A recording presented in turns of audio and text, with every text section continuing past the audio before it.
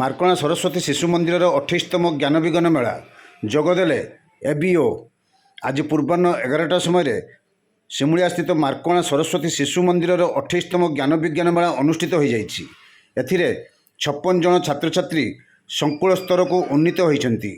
ପ୍ରଧାନ ଗୁରୁଜୀ ପ୍ରଶାନ୍ତ କୁମାର ମହାପାତ୍ରଙ୍କ ପ୍ରତ୍ୟକ୍ଷ ତତ୍ତ୍ୱାବଧାନରେ ଅନୁଷ୍ଠିତ ସରସ୍ୱତୀ ଶିଶୁ ମନ୍ଦିର ମାର୍କଣାର 28ତମ ଜ୍ଞାନ ବିଜ୍ଞାନ ମେଳାରେ ପରିଚାଳନା କମିଟି ସଭାପତି ହୃଷିକେଶ ପଣ୍ଡା ଅଧ୍ୟକ୍ଷତା କରିଥିଲେ।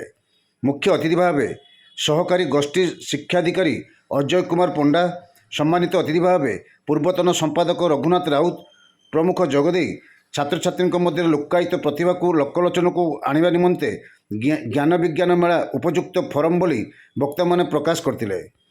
ଏଥିରେ 187 ଜଣ ଛାତ୍ରଛାତ୍ରୀ ଅଂଶଗ୍ରହଣ କରିଥିବା ବେଳେ ଶିଶୁ ବର୍ଗ, ବାଲ ବର୍ଗ ଓ କିଶୋର ବର୍ଗରୁ ମୋଟ 56 ଜଣ ସଂକୁଳ ସ୍ତରକୁ ମନୋନୀତ ହୋଇଥିଲେ।